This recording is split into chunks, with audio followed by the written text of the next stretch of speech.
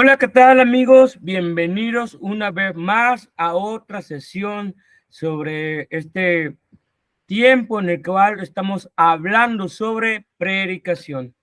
Damos gracias a Dios de que ustedes nos acompañen en esta ocasión y como siempre me acompaña nuestro hermano Juan. Perdón, Juan el Puritano. Juan, el puritanista, el puritano, hermano, el más puritano de todos. Hoy aquí con ustedes. Sí, oye, no vaya a ser que luego vayan a demandarte por marca registrada o algo ¿Verdad? por el estilo. ¿Cómo Sí. estás? A ¿Cómo rato van estás? a salir que ellos son dueños de las obras de los puritanos. Ay, Dios. No, no, no. ¿Verdad? Feo asunto. ¿Cómo anda? Bien, gracias al Señor, hermano. Bendecido. Mira lo que me mandó Reformation Heritage Books, Oh, la playerita de Thomas Watson.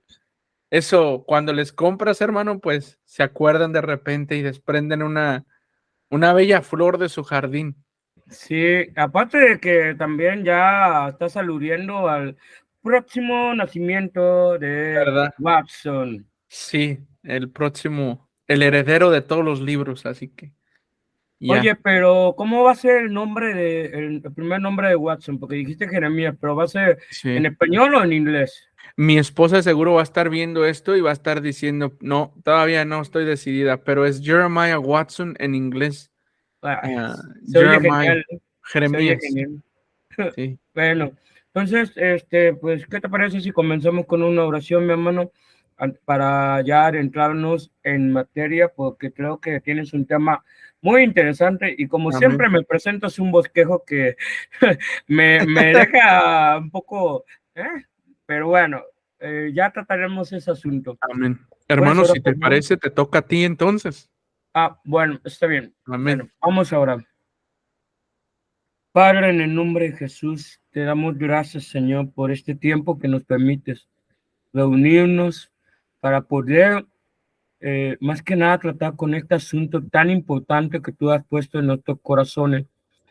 Ese trato serio de hablar sobre predicar tu palabra, esa encomienda que tú nos has dado, ese ministerio que tú nos has concedido por gracia, Señor. Señor, te pedimos que nos ayudes a entender todos estos principios muy importantes porque queremos, como dice tu escritura, trazar bien la verdad, hacer buen uso de la palabra de verdad. Ayúdanos, Señor, y concédenos de tu gracia y de tu favor para esta hora en la cual estaremos tratando estos asuntos y principios sobre el arte y la ciencia de predicación. Te pedimos que lo concedas a mi hermano Juan la sabiduría, Señor, para poder dirigir también este tiempo y la sabiduría para responder aquellas preguntas que son necesarias tratar. Muchas gracias, Señor, y esperamos, Señor, que contar con tu bendición, porque realmente necesitamos que tú bendigas este tiempo, este conocimiento que estamos compartiendo de gracia para con nuestros hermanos que están escuchando. Tuya sea la gloria hoy siempre en Cristo Jesús. Amén y amén. Amén, hermano.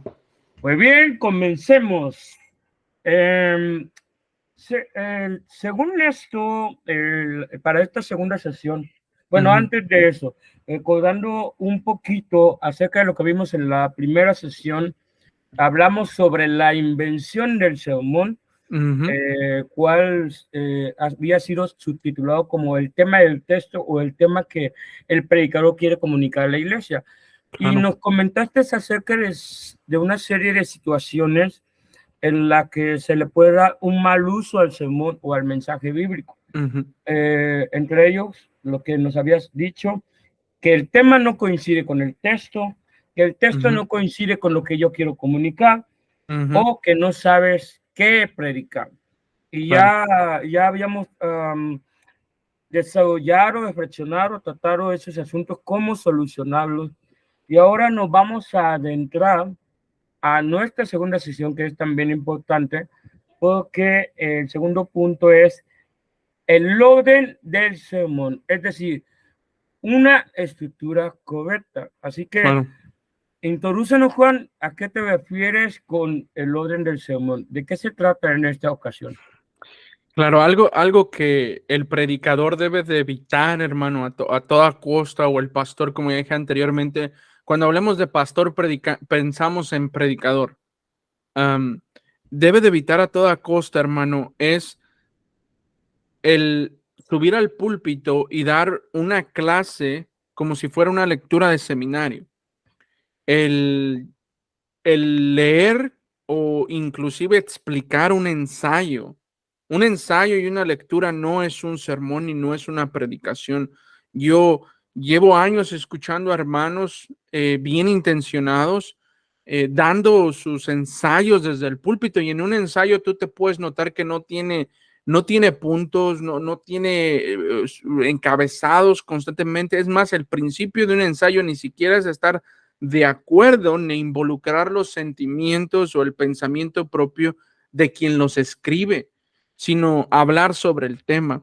Y eso no es un sermón. Por esa razón debe de tener una estructura correcta. Entonces, ya que el pastor ha elegido el pasaje que va a predicar, recuerda, este pastor debe de conocer la escritura, debe de haber pasado tiempo estudiando teología, estudiando las lenguas originales, en diferentes maneras como él pueda, como Dios le pudo haber habilitado. Hablamos de lo extraordinario cuando, por ejemplo, hablamos de Spurgeon, hablamos de Martin Lloyd Jones y de estos hombres sin una educación formal, pero leían demasiados libros teológicos, y eso les ayudó a fomentar una mente teológica correctamente. Así que ya eligió el pasaje el pastor Albert, ya tiene el pasaje frente a él. Ahora es momento de que él pueda dividir correctamente, como orabas, trazar correctamente la palabra de Dios. Y esto no va a ser, hermano, posible hasta que él lea y lea y lea y vuelva a leer el pasaje que quiere predicar. Por ejemplo, hermano, hablábamos antes de entrar al aire, en Colosenses 3, por ejemplo, Colosenses 3 del 1 al versículo 4. Mira, te leo la palabra de Dios. Si pues habéis resucitado con Cristo, buscad las cosas de arriba, donde está Cristo sentado a la diestra de Dios. Poned la mirada en las cosas de arriba, no en las cosas de la tierra, porque habéis muerto y vuestra vida está escondida con Cristo en Dios. Cuando Cristo, vuestra vida, se manifieste, entonces vosotros también seréis manifestados en gloria. El apóstol Pablo ahí está dando en los primeros 4 versículos una introducción, hermano, sobre la doctrina que él ya comunicó en capítulo 1 y capítulo 2, pero en capítulo 3 va a exponer lo que él ya les ha enseñado, es decir, la aplicación de estos textos. Pero mira cómo lo podemos dividir. El versículo 1, por ejemplo: si pues habéis resucitado con Cristo. ¿De qué nos está hablando? Resucitado con Cristo. Que nos está hablando de la unión entre el creyente y Jesús. Ahí está una doctrina. El pastor debe de entender la doctrina de la unidad mística entre Cristo y su iglesia. Cómo se relacionan esas cosas. Y dice, entonces, busquen las cosas de arriba. Entonces, ¿qué nos está diciendo? Si están ustedes en Cristo, unidos en Cristo, si ustedes le pertenecen a Cristo, por ejemplo, Juan capítulo 15, el viñador, si ustedes, mira, ya conectamos con otro texto y lo trajimos a este texto. Entonces, busquen las cosas de arriba. Jesús, inclusive si leemos Juan 15, nos enseña lo mismo. Él termina el capítulo 15 diciendo, y amen mis mandamientos y ámense unos a los otros. Y esas son cosas del reino. Amarse entre hermanos son cosas arriba.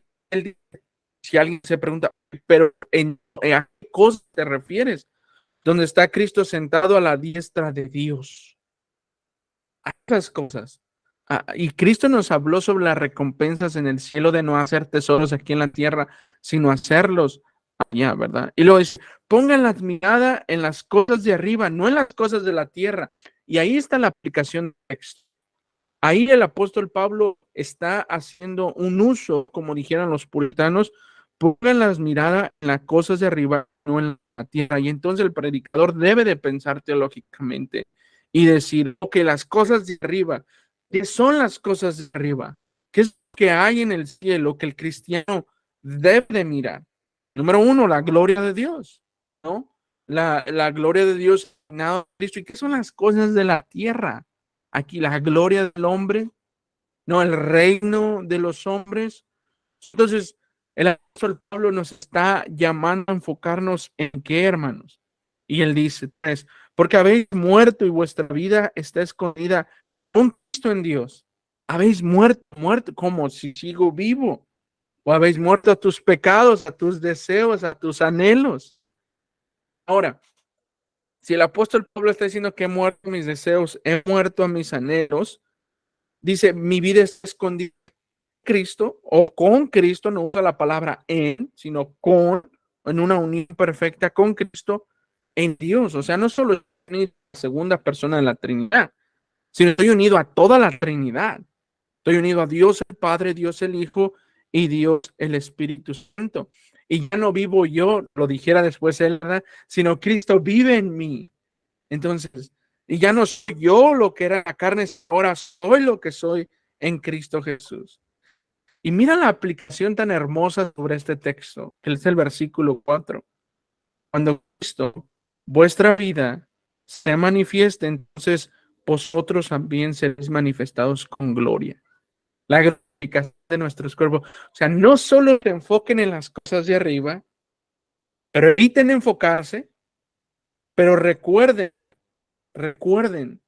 que ustedes estarán con Cristo, reinando para siempre.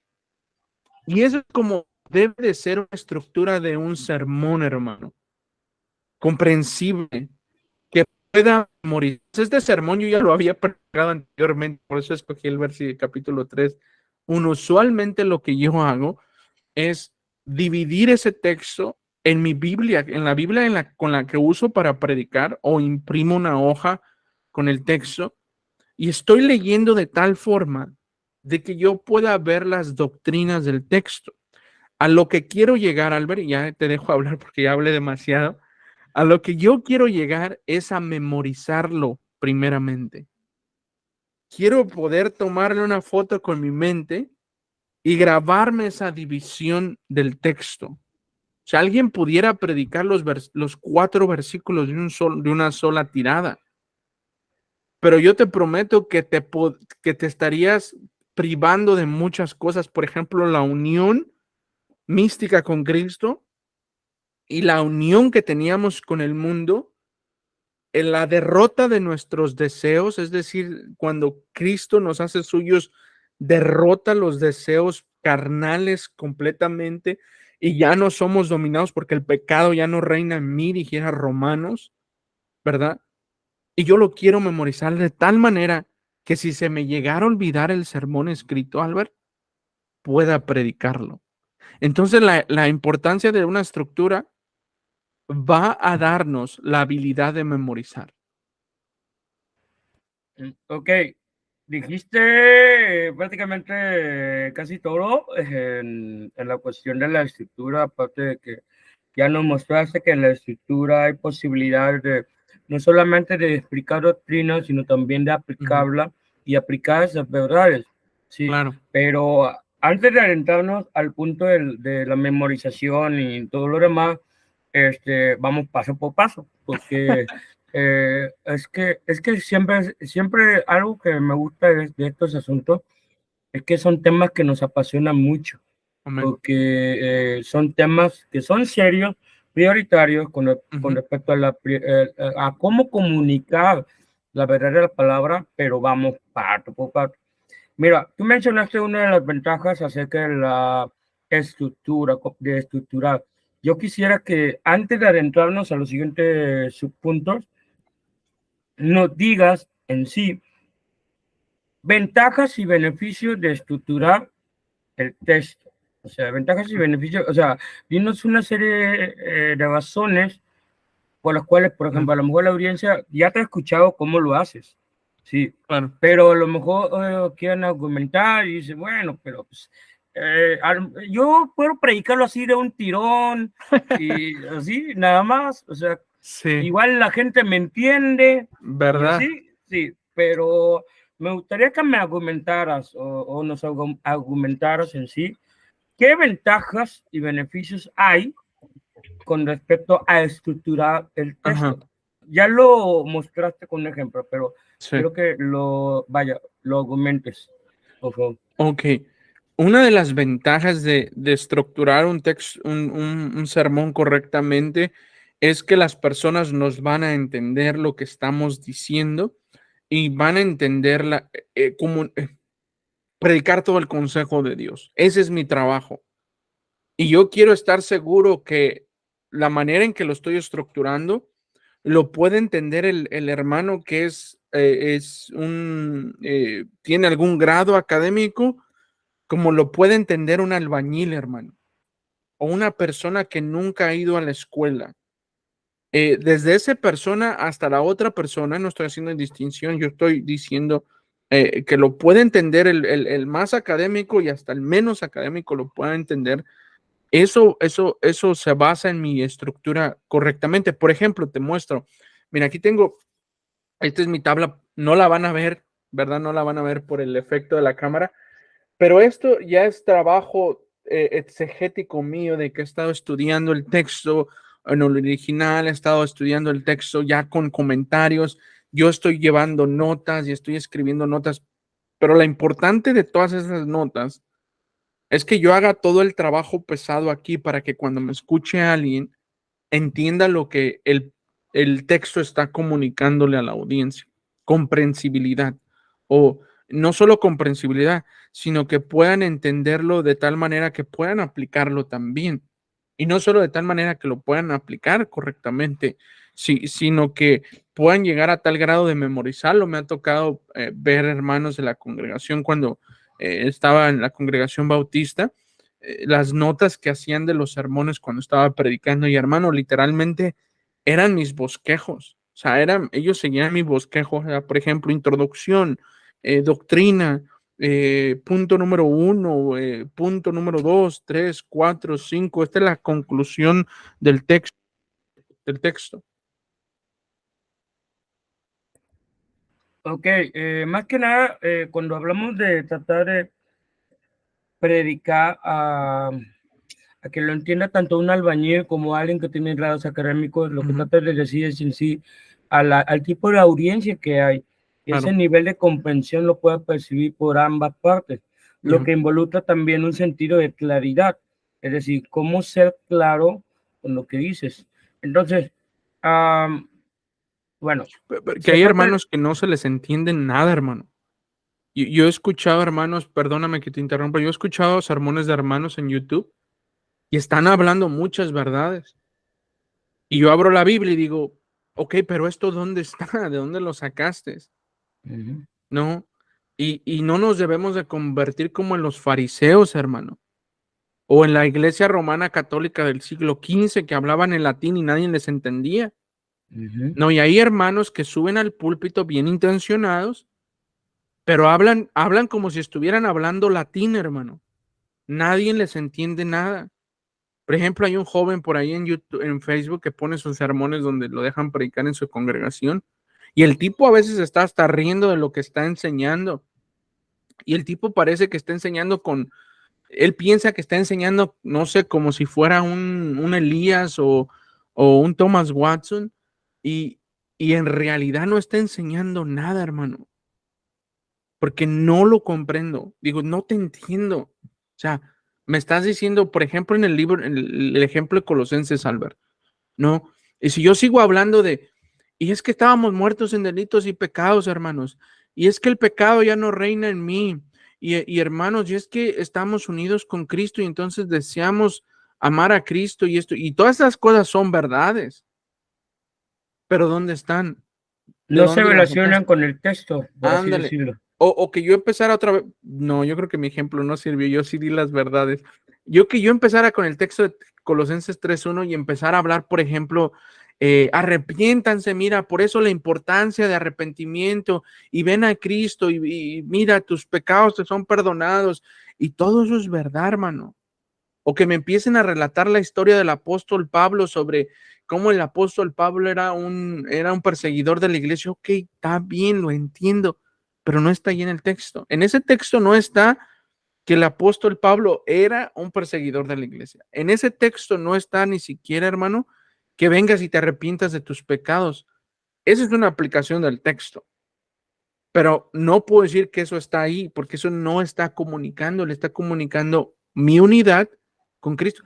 Y el mismo pasaje todo completo de Colosenses 3, después Colosenses 3:5, al apóstol Pablo te da la explicación de lo que te está diciendo y cómo debes de hacerlo. En ese asunto de la, perdón, comprensibilidad, se trata más que nada de ser fiel al texto y seguir el flujo del pensamiento del autor original, tal como lo escribió. Claro. Porque si le metes, como decimos ahí en México, de tu cosecha, o sea, le metes ideas donde no hay, no se está siendo fiel al pensamiento del autor, y más si Claro. lo activas de cosas, doctrinas y todo eso. Y creo que ahí viene la importancia de que en el trabajo exegético o la labor homilética de preparar el sermón tienes que discernir, discriminar y separar aquello que no es prioritario para seguir ese flujo de pensamiento del autor o el flujo de pensamiento del texto tal como lo establece, porque si no, pues uno se va así como saliendo y rascándose la cabeza y digo, pues ¿qué trató este hermano de decir o de comunicar? Porque dijo varias verdades, pero todos eran como balas de perdigón, ¿no? Apuntan a donde sea, pero no apuntan directo. Claro, y en la estructura, como hablas de la comprensibilidad, en la estructura nuestros encabezados deben de ser comprensibles. Cada encabezado que yo estoy marcando, hermano, para mis sermones, pienso en la comprensibilidad de que yo mismo los comprenda y de que mi hijo de 8 años y de que mi hijo de 3 años lo puedan comprender. Porque recuerda, yo tengo niños en la iglesia. Entonces yo estoy estructurando este sermón porque también les voy a predicar a ellos. Ha habido casos en mis sermones y creo que en la mayoría de ellos donde les digo, hey niños, escucha, eso es para ti, mírame a los ojos, mira lo que tengo para ti. Y les aplico el texto también a ellos. Yo debo de escribirlo que sea comprensivo, con palabras comprensivas. Escuchaba la otra vez un sermón de alguien que decía, hermano, una palabra súper académica, la explicó, pero yo me pregunto, ok, ¿cuál era el propósito de decir esa palabra súper académica? Es como si yo predico Colosenses 3 y hablo y digo, ok, hermanos, entonces la unión hipostática de Cristo. Perdón, no entienden ustedes qué es hipostático. Déjenme se los explico qué es la hipostática, qué significa hipostático. Y ahí voy a perder 5 o 10 minutos de mi tiempo por no simplemente enseñarlo ahí ya en el texto, lo que es la unión con Cristo. Alguien que es académico escucha el sermón y dice, este está hablando de la unión hipostática. Qué bueno. Wow, tremendo sermón o lo que sea, o le faltó esto. O hermanos que están organizando su sermón y en la comprensibilidad quieren tirar griego o hebreo o latín. Me he escuchado hermanos hablando en latín. Digo, hermano, está bien. Gloria a Dios. Pero recuerden que en su estructura deben de ser comprensibles. Y cuando yo tengo un encabezado, tengo su punto sobre ese encabezado. Y a veces llego a tener en un solo punto, llego a tener hasta 10 subpuntos. ¿Por qué tengo 10 subpuntos? Porque estoy explicando el encabezado uno de tal manera que lo comprendan.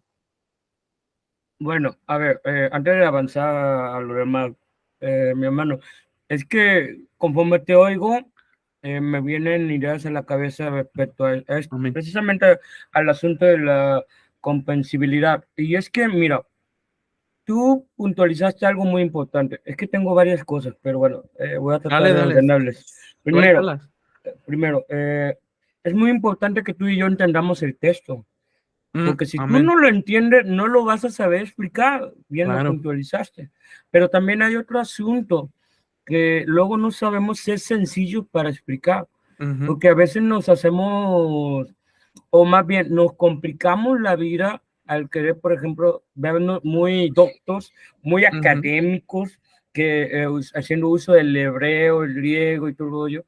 Yo generalmente cuando predico y tengo que usar alguna interpretación de alguna palabra, ujú, ¿sí? En el original, nunca menciono la palabra en el original, solamente digo, por ejemplo, esta palabra en el original significa esto. Y siempre ujú. tengo que pensar que cuando uso esa palabra en el original, tengo que pensar si tiene algún propósito que lo mencione, porque si nada más es para mencionarlo así, Amén. sin ningún sentido y para alardear de mi conocimiento lingüístico, entonces es un problema. Entonces, no vamos a poder contribuir a que la gente entienda el texto. Entonces, Claro. y otra cosa que puntualizaste es el asunto de escribir el sermón, porque muchas veces escribimos como para que nos lean, como tú bien dijiste hace un rato, Claro. que parece que escribimos ensayos, pero se Ajá. trata de escribir para hacer oído, o sea, usar palabras sencillas, cómo expresarlo de tal manera que la gente me entienda, incluyendo niños de 8 años en la Ujú. congregación. Entonces, entonces en resumidas cuentas, de la comprensibilidad, perdón, parte o surge o deriva lo que es la fidelidad del texto, la sencillez de poder explicarlo y simplemente comunicar lo que comunica el texto nada más, lo que menciona el texto. No sé si quieres añadir algo a eso.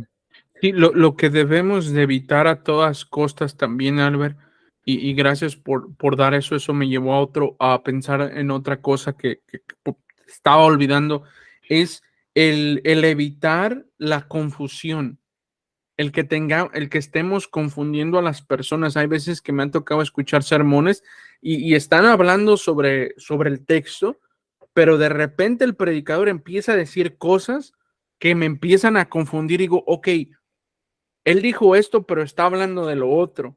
Entonces, de qué está hablando? No, y lo que yo debo de evitar es que la gente esté así, digan, no te entiendo, me estás confundiendo. Empezaste a hablar, hay gente que empieza hablando de un versículo y terminan hablando de otro capítulo. Digo, hermano, ¿qué capítulo estás predicando? ¿Estás predicando este capítulo o estás predicando el otro capítulo? No, y es confuso para la audiencia y eso puede resultar en que las personas no estén siendo alimentadas correctamente, porque es el fin principal del predicador, alimentar a la congregación por medio de la palabra de Dios. También debemos de evitar a toda costa que hagamos sermones individualistas. ¿Qué quiere decir individualistas? Tú mencionaste sobre la posición de estar, la posición, tú mencionaste esto, hermano, de estar estudiándolo de tal manera que yo lo comprenda. Ahora, yo puedo estar haciendo la estructura y haciendo un sermón para mí, pero no para mi pueblo, no para el pueblo de Dios o no para el pueblo que el Señor me ha encomendado. O sea, yo puedo estar raspando lo que es para mí y el Señor me está hablando a través de su palabra y me está alimentando a través de su palabra y ya eso lo predico y no debe de ser así. Ok, me está haciendo efecto primero a mí, ahora cómo yo llevo esto al pueblo de Dios. Ahora sí, conéctalo con lo que dije la vez pasada de conocer al pueblo, de conocer a tu congregación para que evites sermones individualistas o evites el 3 por 1. No compra uno, llévate 3 sermones. Haz un sermón y predicas 3 en el mismo púlpito. O sea, terminan hablando 3 cosas, 3 temas diferentes cuando tenían un solo tema para hablar. Por ejemplo, la unión con Cristo y terminan enfocándose más en la resurrección de Cristo, terminan enfocándose más en la segunda venida de Cristo. Ahora, si tú notas el versículo 4 de Colosenses 3, ahí parece que habla de la segunda venida del Señor Jesús. Sí y no. Sí, porque habla de la glorificación, pero no porque no es mencionado o no es el propósito del apóstol Pablo, o al menos no es el propósito del Espíritu Santo hablar de eso. Por ejemplo, podemos ir a Tesalonicenses y ahí es más claro. No, podemos ir a Apocalipsis y a otros lugares, a Mateo, y ahí es más claro. También por último, hermano, para no quitarte más tu tiempo, porque quiero hablar No, demasiado. hombre, no te preocupes. Debemos de estructurarlo de tal manera que se entiendan las transiciones de los puntos. Esto es algo que los predicadores no les entiendo. Eso es lo que me ayuda a decirles siempre, no te entiendo, porque yo no sé cuándo te moviste desde el punto número 1 al punto número 4. ¿Cuándo llegamos de aquí a acá?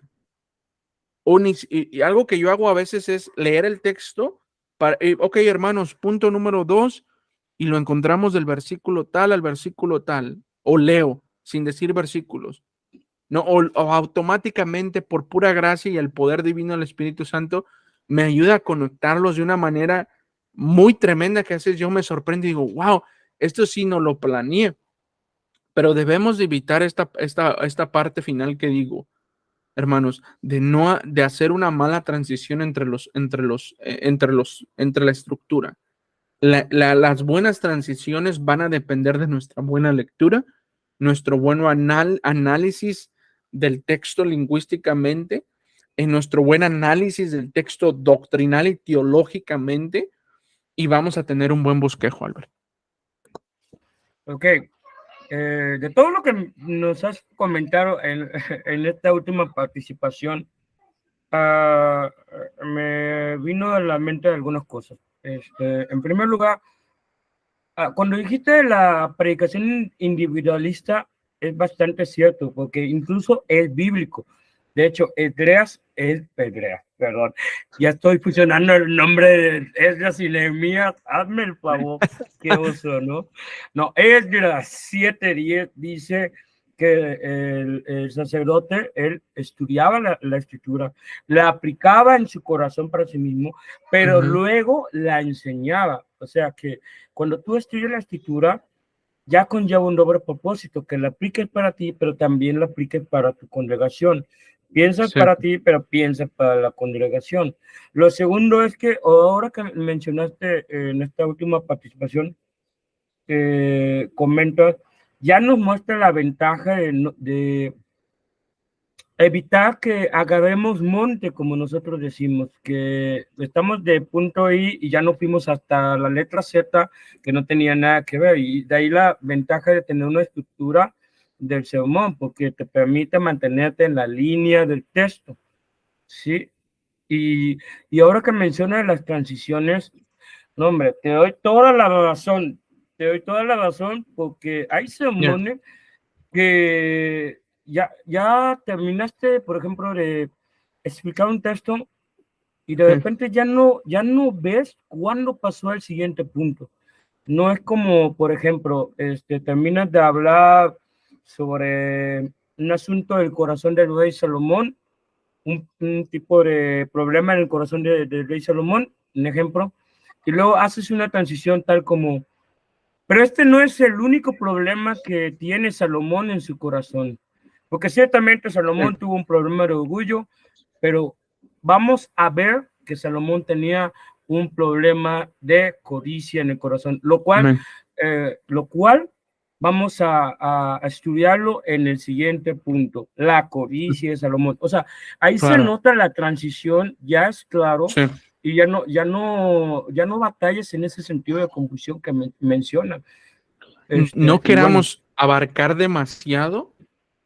No sé si se oiga grosero. Recuerda, hermano, yo tengo años de no estar en México, pero tú me puedes corregir.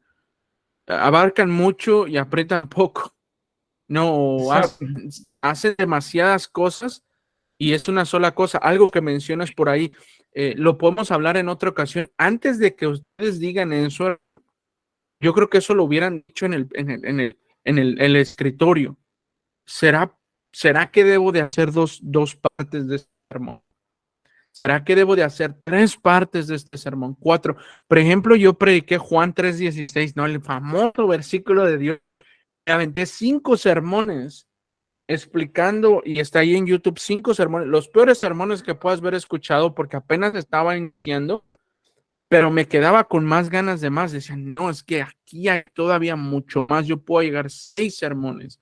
Por ejemplo, prediqué 2 sermones al libro de de Efesios, solo en la sección sobre los roles entre mujer y esposo y luego los hijos. Y aquí es donde viene la estructura. Al momento de hacer la estructura, Albert, nosotros debemos de determinar esos problemas. Que aquí debo yo entonces de hacer otro sermón, parar aquí, porque cuando es mucho, ¿cuántos puntos son de más, no? Tengo una hora para predicar. Debo de ser claro, debo de ser comprensible, debo de ser bíblico y debo de ser teológico, que es lo mismo, ¿verdad? Pero debo de entender que hay partes que yo puedo predicar 2 veces. Ahora, tú tal vez no tengas esa oportunidad porque tú estás rotando el púlpito en tu iglesia. Pero personas como yo que que son solamente pastor maestro y no hay nadie más que va a enseñar, al menos de que algo me pasa o lo que sea, yo puedo tener la oportunidad, y eso es para este tipo de personas como yo puedo tener la oportunidad de poder estar predicando un sermón, un mismo texto 3, 4, 5 veces si es necesario, para que la congregación lo entienda bien y no tenga que estar dejando a la congregación como tú a veces me dices, nos vas a dejar picado, ya no nos vas a decir hasta la próxima vez. Entonces, no dejar a las personas con esa picazón y jamás regresar y arreglar ese problema. Sí, y es que a veces pasa esa situación en la que un texto cubre un amplio espectro de verdades y no las puedes decir todas de golpe en 45 minutos, 1 hora. Ahí sí se necesita mucha sabiduría y discernimiento de parte del Señor y oración para decir, ¿sabes qué? Voy a tratar este asunto, luego la siguiente semana este otro asunto. Más que nada, como bien has apuntado, predicar todo el consejo de Dios, Amén. como viene en el texto, pero de una forma más organizada, más ordenada, menos confusa, más sencilla, más clara y más comprensiva. Entonces, trae mucha ventaja el hecho de saber estructurar. Ahora, ese es otro beneficio. El saber estructurar te ayuda a discernir y pensar y reflexionar qué parte de todo lo que enseña Uh-huh. o lo doctrinal, tanto sus usos o aplicaciones, voy a predicar para este domingo, por ejemplo, y luego para el otro domingo, ¿sí? Claro. Y yo creo que eso es trazar bien la verdad de una forma sabia. Y es como una mujer, déjame te doy esta ilustración, Albert, es como una esposa cuando va al mandado o cuando va a comprar la despensa. Ella compra despensa para toda la semana, ¿verdad? Compra diferentes carnes, diferentes frutas, verduras, hasta la coca, la coca para la cena, ¿verdad?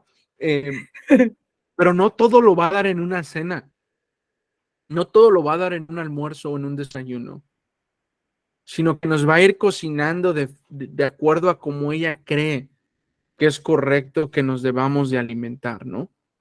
Un día nos va a dar, por ejemplo, pollo, no todos los días va a ser pollo, pollo, verduras solamente, lo que sea, pero hay un orden. Si nosotros los pastores debemos de ir al púlpito llevando el alimento que nuestra congregación necesitan comer y en la siguiente llevarle el que les faltó hasta que ellos estén comprendidos, por lo menos humanamente hablando, porque a pesar de esto, en la predicación, aunque prediquemos muy bien, aunque hagamos un buen bosquejo, Albert, aunque hacemos un tiempo de oración, aunque seamos los hombres más piadosos sobre la tierra, va a ser imperfecto. La razón por qué, porque tú no eres Cristo. Y nosotros debemos de confiar de que el Señor al final del día pastorea su iglesia. Sí, y bueno, vamos a avanzar un poquito, pero antes, ¿no tenías algo que ahondar más sobre el punto de la memorización? Porque creo que Sí, pasamos de un punto a otro, pero quisiera que nos explicaras un poco más el asunto, de qué forma práctica nos estás hablando acerca de la memorización. pero yo creo que eso lo podremos arreglar en la utilidad del que es el último punto. Vale, vale. en la utilidad, en la conclusión, yo creo que diría por qué la memorización es buena. No sé si me quieres preguntar la utilidad o ya la digo de Bueno, la hermano utilidad. Juan, hermano La Juan, ¿a qué utilidad te del refieres la utilidad del sermón? todo, Nah, no es porque cierto. es que un sermón debe de ser un sermón bien estructurado, es un sermón útil para la congregación. ¿Por qué? Porque hay hermanos que se van a llevar el bosquejo escrito en sus libretas, hay hermanos que se van a llevar sus notas y van a repasarlo en el día del Señor. Ahí queda la evidencia de lo que el pastor dijo, de lo que, en otras palabras, el Señor mismo dijo por medio del pastor. Y ahí está, hermano, lo que tú y yo podemos seguir comiendo y seguir alimentando nuestras almas en el bosquejo. Entonces, por esa razón debe de estar bien estructurado, porque ellos deben de sacarle el mayor provecho a este sermón.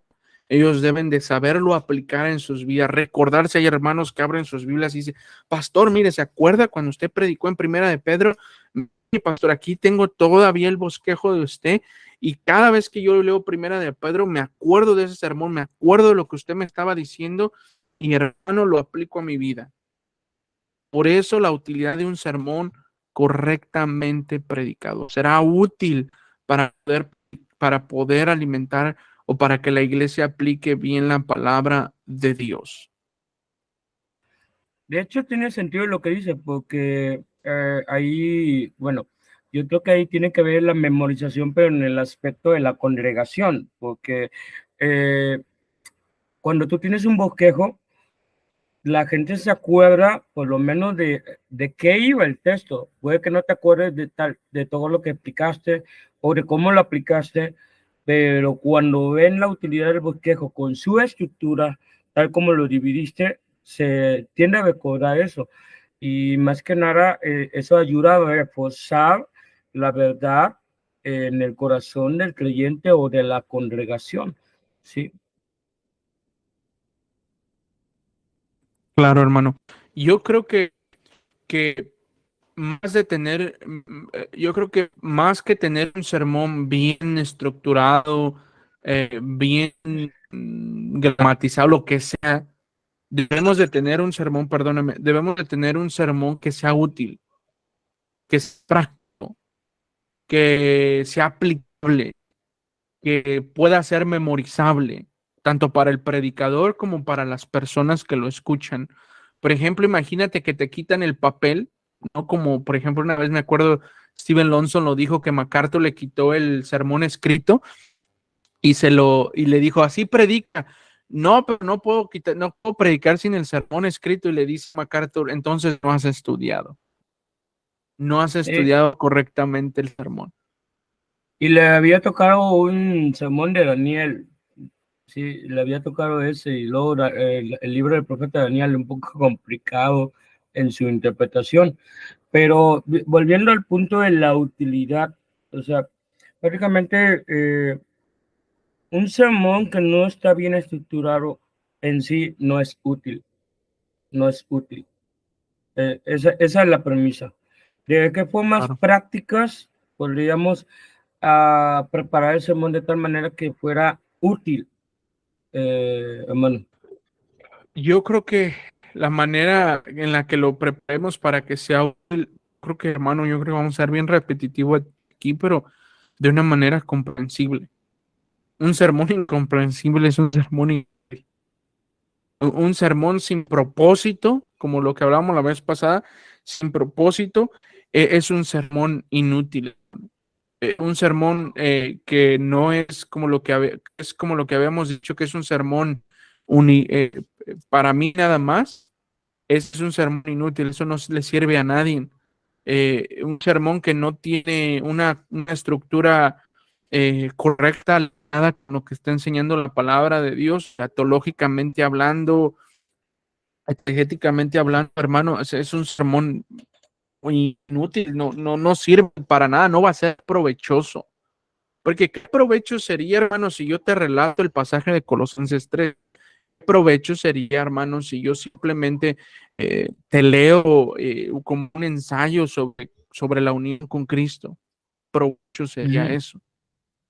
En ese caso, bueno, a lo que me refería, en tal caso de la utilidad también tiene relación con el asunto de la aplicación, porque un sermón útil no solamente es comprensible, sino también que sea aplicable, porque luego cuando tú lo predicas y solamente predicas teoría, o explicas únicamente el texto, pero no le das la aplicación como se debe, no hay un cierto sentido de utilidad, o no sé si estoy un poco desviado de eso.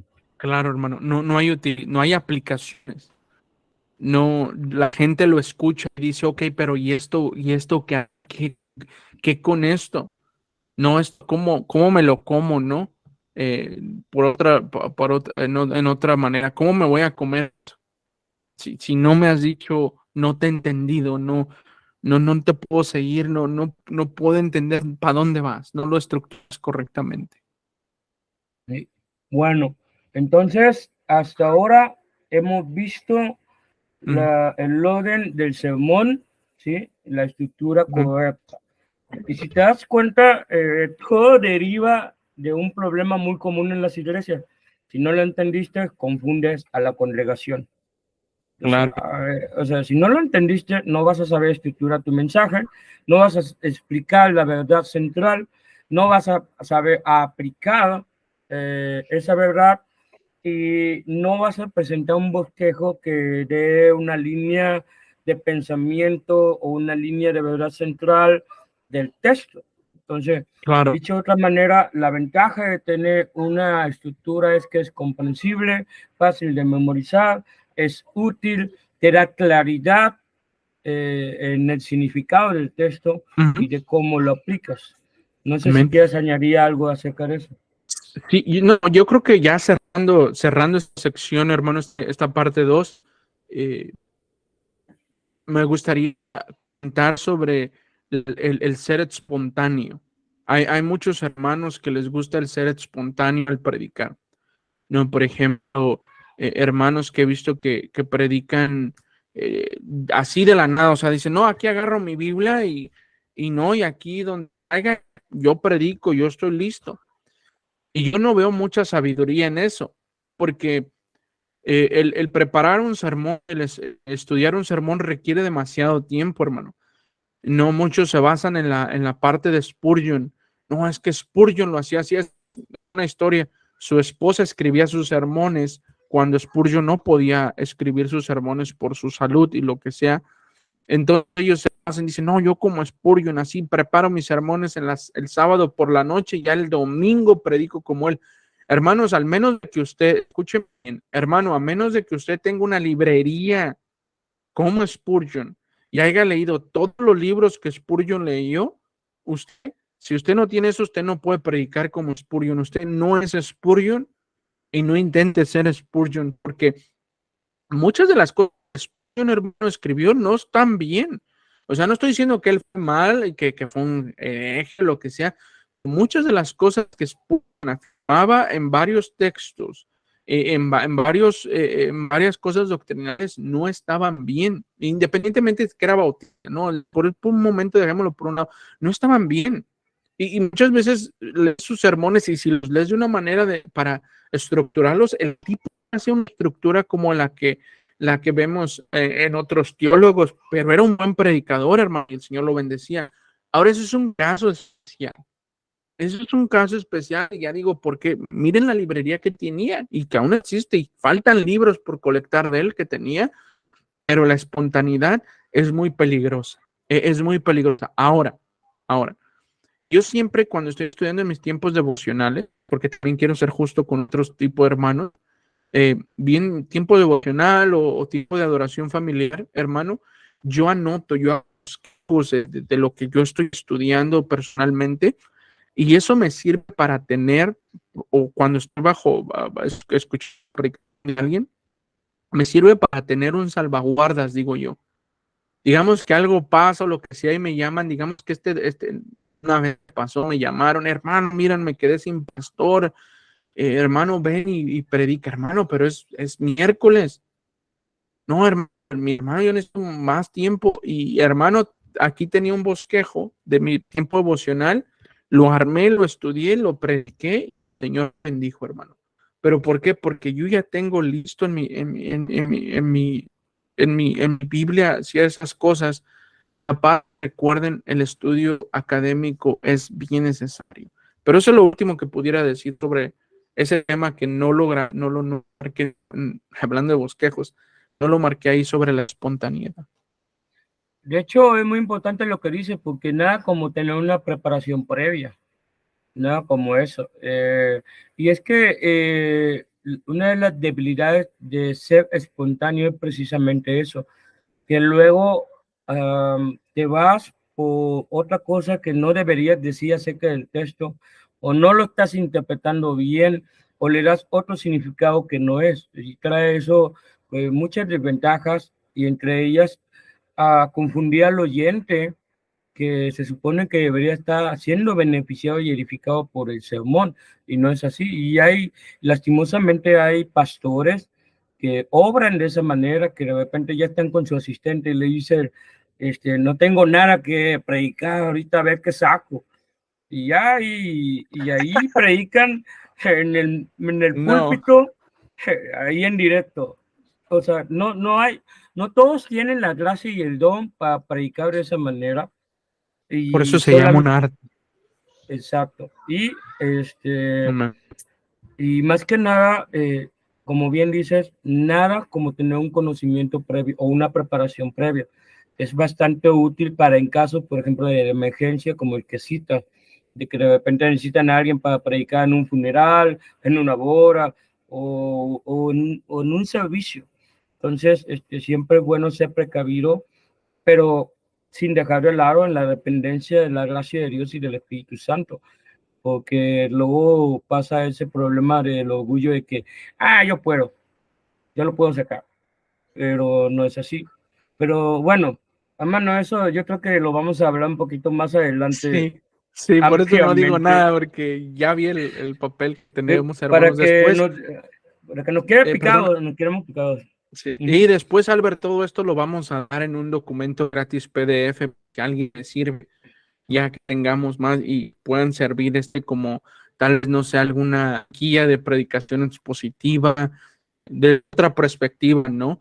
Y ya vienen esas partes donde vamos a poder estar hablando de algunos hermanos, con todo respeto, que son famosos y no famosos, predicando y criticar un sermón, no haber poder ver aquí unos 5 minutos y criticarlo y decir, hermanos, a esto es a lo que nos referimos, esto es estar haciendo alegorías con el texto, esto es estar teniendo una buena introducción. No se sabe cuándo pasó del versículo 1 hasta el versículo, ya vamos en el versículo 54 y nunca nos ha visto, habíamos Sí, llegado ahí.